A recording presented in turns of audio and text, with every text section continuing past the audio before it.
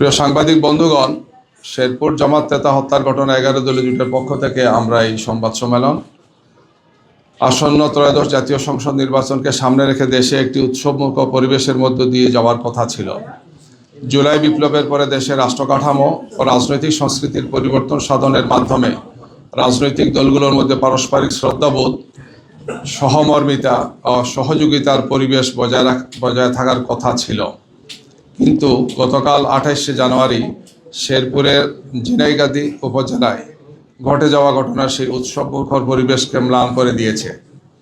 উপজেলা প্রশাসনের আয়োজনে ঝিনাইগাতি ও শ্রীবর্দী উপজেলা সংশ্লিষ্ট নির্বাচনী আসনের প্রার্থীদের নিয়ে ইশতেহার ঘোষণা অনুষ্ঠান আয়োজন করা হয়। সেখানকার স্থানীয় প্রশাসনে আয়োজনটা করেছিলেন। এই অনুষ্ঠানকে কেন্দ্র করে বাংলাদেশ জাতীয়তাবাদী দল বিএনপির এক দল উচ্ছৃঙ্খল নেতাকর্মীদের অব্যাহত উস্কানির কারণে 11 দলীয় জোট ও বিএনপি নেতাকর্মীদের মধ্যে সংঘর্ষ বাধে। সংঘর্ষের এক পর্যায়ে বাংলাদেশ জামাত ইসলামীর শ্রীবর্দী উপজেলার সেক্রেটারি ভাই রেজাউল করিমকে কুপিয়ে হত্যা করে বিএনপির একদল সন্ত্রাসী।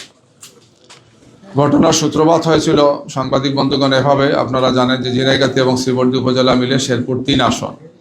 গতকাল দুপুর 2:30 শেরপুরের ঝিনাইগাতি স্টেডিয়ামে শেরপুর 3 আসনের সহকারী রিটার্নিং কর্মকর্তার উদ্যোগে সকল প্রার্থীর ইশতেহার প্রকাশ অনুষ্ঠান ছিল। যথারীতি জামাত এবং 11 দলীয় জোটের প্রার্থী নুরুজ্জামান বাদল, যিনি আবার আমাদের সেই জেলার সেক্রেটারিও, নেতাকর্মীদের নিয়ে যথাসময়ে অনুষ্ঠানস্থলে উপস্থিত হন এবং অনুষ্ঠানস্থলে আসন গ্রহণ করেন।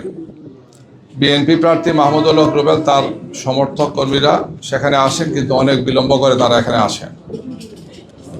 তখন বিএনপি নেতারা ইউএনএকে অর্ধেক আসন ভাগ করে দিতে বলে। দেরিতে এসে বলেছেন যে সমাবেশের অর্ধেক আসন খালি করে দিতে হবে, তাদের জন্য আলাদা বরাদ্দ দিতে হবে। ইউএনও জামাত প্রার্থীকে অনুরোধ করেন কিছু চেয়ার ছেড়ে দিতে। জামাত 11 দলীয় প্রার্থী নুরুজ্জামান বাদল মাইকে কর্মীদের আসন ছাড়তে বলেন। জামাত কর্মীরা আসন ছেড়ে দেওয়ার পরও বিএনপির উচ্ছৃঙ্খল নেতাকর্মীরা বাকবিতণ্ডা শুরু করেন। সেই সাথে ওই আসনের বিএনপি প্রার্থী মাহবুবুল হক রুবেল, বিএনপি নেতা আব্দুল হান্নান সহ বিএনপির উচ্ছৃঙ্খল নেতাকর্মীরা অব্যাহত উস্কানি দিতে থাকেন। এতে বিএনপি নেতাকর্মীরা হাতাহাতি এবং সংঘর্ষে লিপ্ত হয়। এই দুইজনের উস্কানির কারণে, অন্য নেতাদের উস্কানির কারণে। এই অবস্থায় পুলিশ প্রশাসন বিএনপি নেতাকর্মীদের নিবৃত্ত না করে বরং নিষ্ক্রিয় দর্শকের ভূমিকা পালন করে। সাংবাদিক বন্ধুরা, সংঘর্ষের এক পর্যায়ে বিএনপি প্রার্থী মাহমুদুল হক রুবেল সহ নেতাকর্মীরা স্টেডিয়াম থেকে বেরিয়ে স্টেডিয়ামের দক্ষিণে ঝিনাইগাতি বাজারে অবস্থান নেয়। তারা মাঠে অবস্থান করে জামাত এবং 11 দলীয় প্রার্থী এবং সমর্থকরা। এ সময় বিএনপি সমর্থক ফাহমি গোলন্দাজ সোহেল সে ফেসবুকে জামাতের বাদলকে, অর্থাৎ নুরুজ্জামান বাদল, যিনি আমাদের ওই আসন নমিনি প্রার্থী, জেলা সেক্রেটারি, তাকে পেলে জবাই করা হবে এই মর্মে উস্কানিমূলক স্ট্যাটাস দিতে থাকে। এই অবস্থায় ঝিনাইগাতি বাজারে দেশীয় অস্ত্র নিয়ে অবস্থান নেয় বিএনপি নেতাকর্মীরা এবং জামাত 11 দলীয় প্রার্থীকে স্টেডিয়াম থেকে বের হতে না দেওয়ার ঘোষণা তারা দেয়। সেখানে থাকা বিএনপি নেতাদেরকে পুলিশ প্রশাসন রাস্তা ছেড়ে দেওয়ার অনুরোধ করলে তারা অস্বীকৃতি জানান। এই অবস্থায় মাইকে বিএনপি নেতাকর্মীরা অব্যাহত উস্কানি দিতে থাকে, যাতে উভয় পক্ষের নেতাকর্মীদের মধ্যে উত্তেজনা ক্রমান্বয়ে বাড়তে থাকে।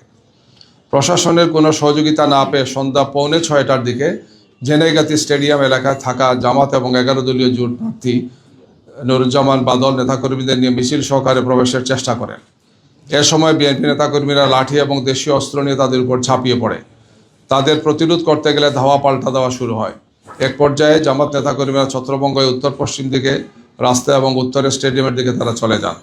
পেছনে পড়ে যান জামাতের শ্রীবর্দী উপজেলা সেক্রেটারি রেজাউল করিম। তাকে তখন একা পেয়ে কুপিয়ে আহত করে রেখে যায় বিএনপির কর্মীরা। এক পর্যায়ে তাকে ময়মনসিংহ মেডিকেল কলেজে নেওয়ার পথে তিনি রাস্তায় শাহাদত বরণ করেন।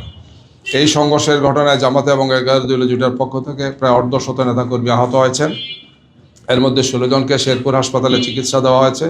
এছাড়া গুরুতর আহত 3 জনকে ময়মনসিংহ মেডিকেল কলেজে উন্নত চিকিৎসার জন্য পাঠানো হয়েছে। প্রিয় সাংবাদিক বন্ধুগণ, আমরা মনে করি পুরো ঘটনা প্রবাহে আইনশৃঙ্খলা বাহিনী এবং প্রশাসনের ব্যর্থতার চিত্র স্পষ্ট হয়ে উঠেছে। প্রথমত, মারামারির সময় পুলিশ সহযোগিতা করলেও ঘটনা প্রবাহ এত দূর আসতো না।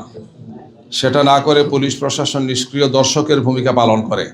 তবে সেনাবাহিনী ঘটনাস্থলে এসে সংঘর্ষ থামানোর চেষ্টা করে। এ সময় সেনাবাহিনীর একজন সদস্য আহত হন।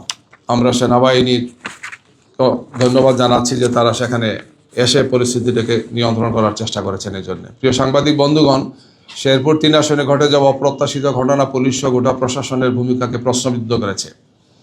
আমরা অবিলম্বে শহীদ রেজাউল করিমের হত্যার সুষ্ঠু তদন্তের মাধ্যমে দোষীদের গ্রেফতার করে সর্বোচ্চ শাস্তির আওতায় নিয়ে আসার দাবি জানাচ্ছি।